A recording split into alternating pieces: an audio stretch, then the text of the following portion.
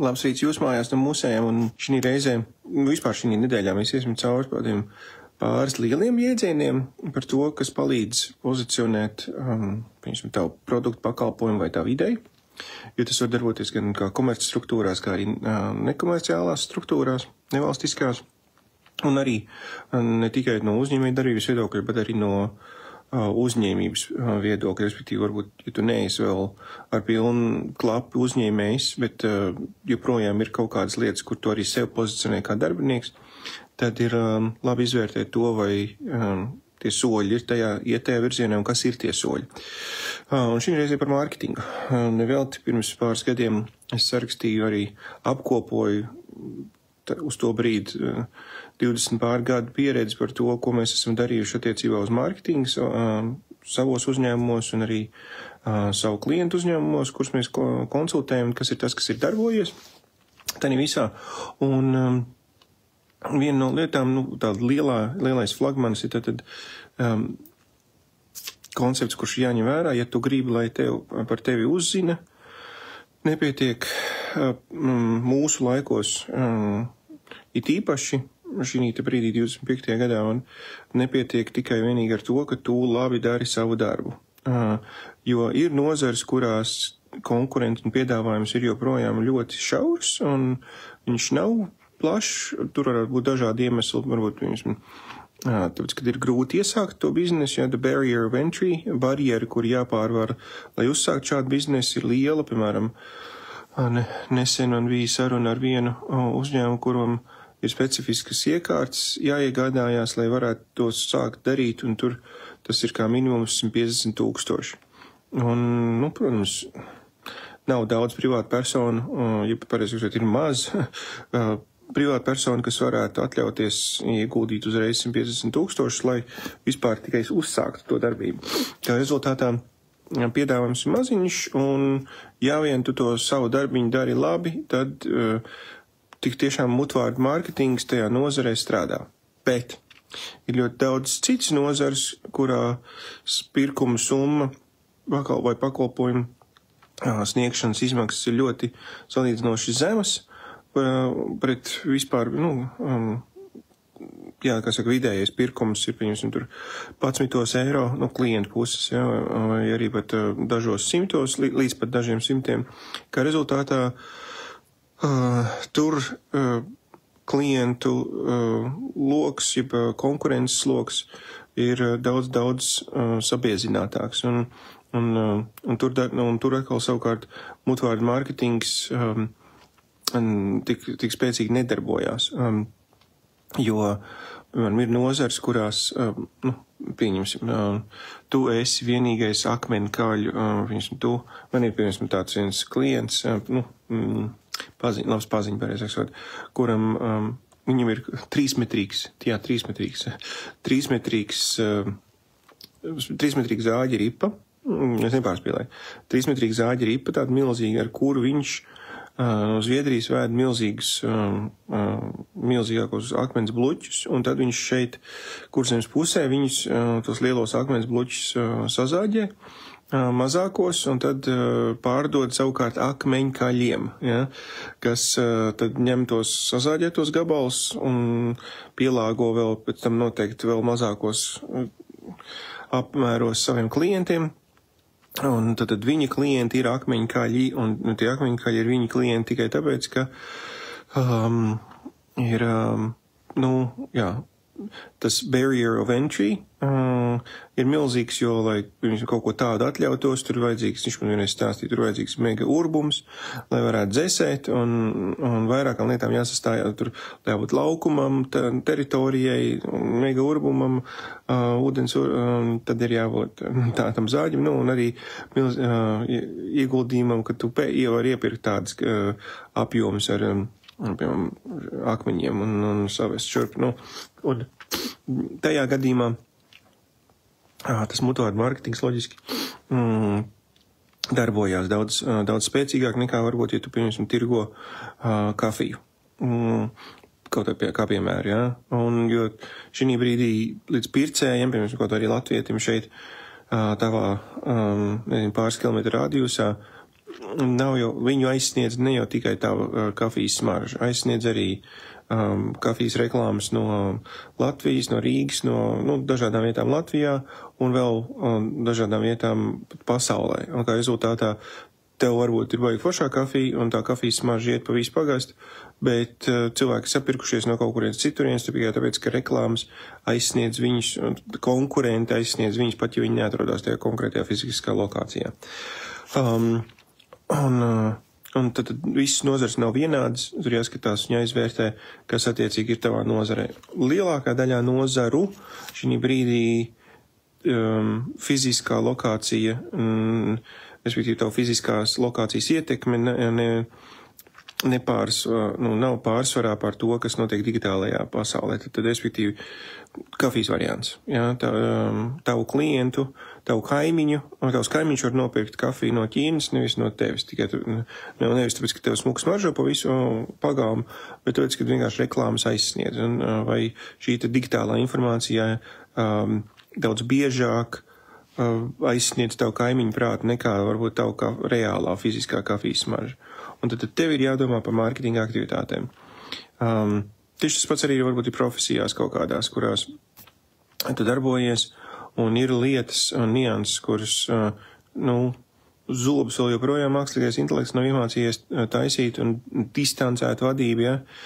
Būs ilgi jāgaida, līdz kamēr kāds mums sadūšosies, ja, iet pie kaut kāda robota, vienalga, kurā vietā tas robots atrodās, ja, un vērt mut vaļā, un lai viņam borē, tad būs profesijas, kuras, kas ir drošāks un mazāk pakļauts šam te globālajiem, digitālajiem riskam un konkurencei, bet ir atkal, ja tu tu māki taisīt kaut kādas reklāmas, ja, vai tu māki rakstīt kaut kādas reklāmas tekstiņas, copywriting, ja, vai, piemēram, tā paša tulkošana, ja, tu esi tulks, vai angļu skolotājs, tad tur uzreiz konkurence un konkurences tīris apstākļi ietekmē tev daudz vairāk, un tev ir jādomā par to, kā tad tajos konkurences apstākļos mācēt izsisties un turpināt izsisties. Un galvenā lieta šim rītam būtu tas, ka apzinoties tagad konkrētāk to savu vidi, skatīties un izvērtēt to, ok, tagad ir maijs, mums ir bijis janvārs, februārs, mārts, aprīls, maijs, ko tu esi darījis, lai sevi popularizētu to savu preci un pakalpojumu. Tad pirmkārtām ir jābūt atbildēji uz to jautājumu. Ko tu esi darījis? Ja tev nav atbildes uz šo jautājumu, tad rīt jāpieceļās tagad, jāiziet uz tuvējiem krūmiem, jāsaplūdz žagariņi un jāsadod sev pa dubsi. Jo ja tava nozara un tava profesija ir pakļauta digitālai konkurencei, tad tas, diemžēl, ir tavs uzdevums arī par sevi runāt un par sevi marketēt. Ok, versijas, tu vari, saucamais organiskais saturs, respektīvi, tu paņem dabīgo mēslojumu, ja, un tu paņem sataisi sev šitādas te viģikus, un sataisi kaut kādas bildītes, un tu lieti sociālos mēdījos. Vienkārši savā profilā, varbūt tev ir darba profils, ja tu esi privāta persona, tev nevajag atsevišķu profilu tikai priekš savas profesijas, ja, tad tu sāc kaut ko komunicēt par savām zināšanām vai par savu piedāvājumu, kas ir attiecīgi par savu nozari. Un tādā veidā tu veicini atpazīstamību, un cilvēki tevī ieklausās un uzticās, un tad jau pie tavu konkrētu piedāvājumu arī kaut kāds bars izvēlās iegādāties tieši tavu produktu vai pakalpojumu. Arī pie tā organiskā satura, jo ir nozars un, piemēram, ir censoņi, kas ļoti labi māk. Viņi ir piedzimuši ar viģiku ar telefonu rokā, viņiem nav bail no video taisīšanas, viņiem tas arī dabīgi sanāk, viņiem nav jātaisa 16 mēģinājumi vēl, lai pateikt vienu teikumu. Ir, tādi cilvēki ir. Un, ja tu esi viens no tiem, apsveicu, turpini likt viģikus, mans lūgums būtu, tad nākamais uzdevums ir pie tā, ja tu to esi darījis, tad, protams, šodien rīt būtu jāpasēžās un jāuzstājas apkopojums, kas tad tevos pēdējos mēnešos, kāda ir bijusi reālā statistika, piemēram, cik tad līdz galam tiešām esi ielicis, un kāda ir bijusi rezonance. Kādas tēmas vai kāds sleņķis vai kāds pasniegšanas veids ir norezonējis visvairāk, un attiecīgi pēc tam skatīties to, vai no tās lielās rezonances tev ir ienākuši iekšā pareizie klienti. Ja citreiz var būt visādi saucamie virālie video, ja, tad video, kas ir aizgājuši daudzos skatījumos, bet tev absolūti nav pienākuši klāt pareizie cilvēki. Tev pat varbūt ir vienkārši, nezinu, tirgus blējēji sastājušies, ja, jo citreiz var jau arī kļūt populāras daļ nepareiziem iemesliem. Nu, piemēram, tu esi uztaisījis kaut kādu dzelteno presi, ja, vai kaut kādu skandālu, vai kaut kādu konfliktu, vai kaut kādu ažiotāžu. Es ielicis tajā visā iekšā. Jā, tu esi dabūjis daudz skatījumus, varbūt pat ļoti daudz klausīt, šos te komentārus jau uz kaut ko, varbūt pat arī sekotāju loks ir palielinājies, bet tu redzi to, ka tas absolūti nav tas, kas tev ir nepieciešams. Tie nav pareizie cilvēki sastājušies. Ja es, piemēram, kaut kā angļu skolotājs izēju tagad uz ielas un iesaistos iekšā, piemēram, tagad ir priekšvēlēšana aģitācija uz pašvaldību vēlēšanām, es varu, protams, arī par to runāt un piesaistīt milzīgu uzmanību. Kaut kādā mērā, pieņemsim, ja noliekot kaut kādas esošās partijas, nezinu, izdomājot kaut kādu, ja. Bet tas absolūti nelīdzēs manai pamatdarbībai, respektīvi angļu valodas apguva. Absolūti, jā, es esmu vientākie skatījumi, tad tas būtu viena no lietām, ko izvērtēt, vai vispār tiek darīts, cik ir reālā statistika mēnesī, cik tu ko esi darījis. Jo, zināt, tā jau arī tie, kas ir darītāji, liekas, ka mēs darām daudz vairāk, pēc tam tu paskaties to tūkšo, reālo statistiku, un tad tev ir tāds, 5 mēnešu laikā ir bijuši 11 viģiki. Ok, var izdarīt vairāk. Noteikti var izdarīt vairāk, ja. Aiziet, kādi ir bijuši vidējie skatījumi, kas ir bijuši top 10, ja respektīvi Pareto likums, kuri video ir paņēmuši lielāko skatījumu skaitu. Ja caur tiem video ir ienākuši pareizie cilvēki, jo citreiz gadās trāpīt arī savā nišā, paņemt kaut kādu interesantu leņķi, kur ir kaut kāds varbūt pretrunas vai viedokļu dažādību, un kā rezultātā tu var izsisties ar to. Un tiešām trāpīt arī pareizo klientu uzmanības centrā un piesaistīt to un visi forši. Un pēc tam, tad skatīties, kas ir tas pie tiem mārketinga aktivitātēm, kas ir arī bijis pie maksas reklāmām. Piemēram, ir cilvēki, kas uzskata to, ka par maksas reklāmām nevajadzētu maksāt. Tas ir nepareizi, jo maksas reklāma ir fantastisks instruments, kas patiesībā, tad, kad tu iemācies veidot labas maksas reklāmas, tev patiesībā nākamais izaicinājums ir turpināt radīt organisko saturu, jo laba maksas reklāma tev iedod atvaļinājumu. Tieši tāds ir, ja tu iemācies taisīt, un to zina daudzi, kas to ir iemācījušies, ka laba maksas reklāma tev palīdz aiziet atvaļinājumā, jo viņi strādā tavā labā, tad, kad tu guli, vai tad, kad tu dzer savu rītu kafiju, un tu negribi skatīties telefonā, maksas reklāma strādā. Viņi tiešām strādā. Mums ir mūsu nozarē, mums ir šobrīd, man liekas, kaut kāds 37, bišķi vairāk 40 kaut kur reklāmas. Tieši šobrīd Latvijā vien mums iet visu laiku strādā kaut kur pār 40 reklāmām. Facebookā, Instagramā, TikTokā. Jā, kaut kur pār 40 reklāmām.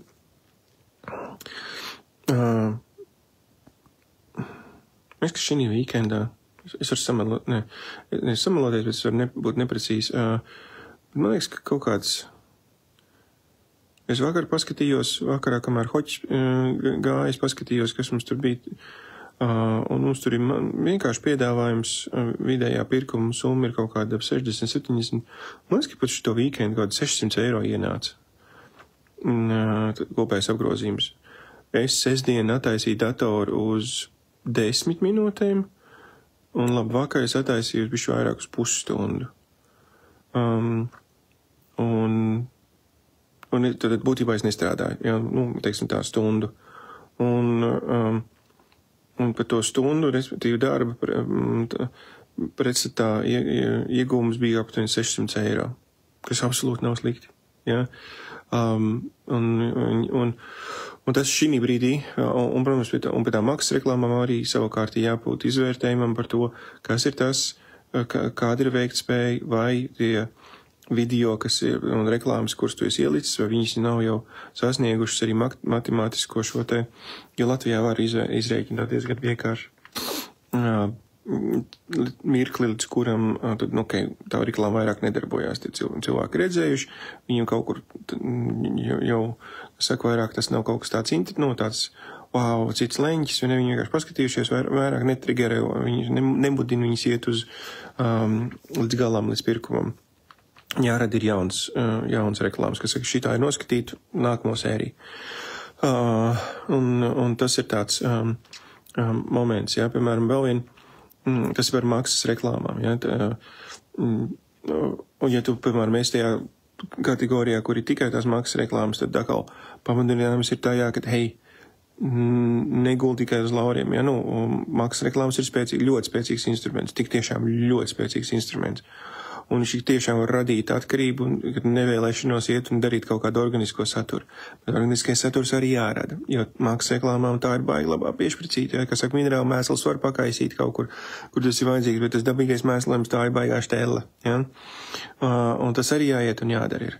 Jā, viņu var darīt bišķiņ mazāk, jo labas maksas reklāmas ir, bet viņš jādara, jo viņš ļoti labi palīdz miedarbojās kopā ar to. Atpakaļ vēl pēc tam, es vienkārši redzēju Ievas Drāznieces komentāru, un viņi mums ir ļoti liela speciālists par LinkedIn.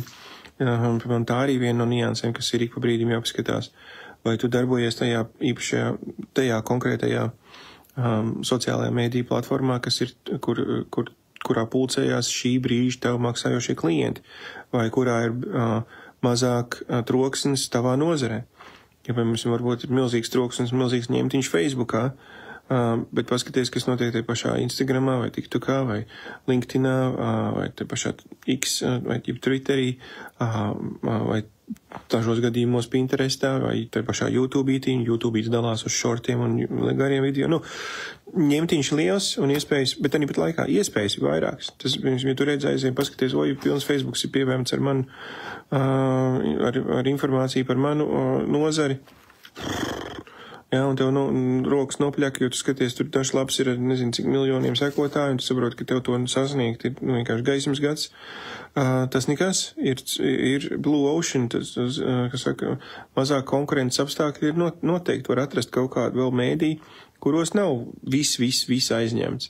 Jā, tur varbūt ir mazāk plūsma, bet atkal, mazāk konkurence, mazāk plūsma, bet arī pat laikā varbūt tur ir kāds īstais klients. Un tad šī rīta galvenā doma ir izvērtēt savus mārketinga aktivitātes, paskatīties, uztaisīt auditu par pirmajiem 5 mēnešiem vai 4,5 mēnešiem, uztaisīt auditu un saprast kaut kādus šos te jēdzienus, jeb kopsakarības, skatīties, kas ir tas, kas darbojas, uztaisīt auditu. Audits ir laba lieta. Tas ir profesionāls instruments. Amatieri parasti netaisa atskaits. Atskaits viņiem riebjās, un viņas negrib taisīt. Ja? Bet viņš, man liekas, noraustījās kaut kas, tad amatieri negrib taisīt atskaits, bet viņas ir jātais. Profesionāļi skatās uz atskaitēm un iet un izvērtē, kas un kā, kur darbojās, un kādā veidā var sasniegt vēl labāks instruments. Un galvenā doma ir tā, par sevi ir jārunā. Par savu piedāvājumu ir jāstāst. Vienalga, tas ir komerciāli vai nekomerciāli rakstur, par savu piedāvājumu un savām prasmēm un savu spēju, un ir daudz dažādi instrumenti, kā to darīt. Vēl te šāda te grāmata, viņa gan, diemžēl, latviskā versija ir izpārdota, šobrīd pieejama tikai angliskā. 2 vienā, iemācīsies arī angļu valodu pareizi vai atkārtos. Var sazināties ar mums viņi ir mūsu mājaslapā The Soul Training. Nu ko, izvērtējums, šodien pie kafijas tas, ejam daram un tiekamies rīt.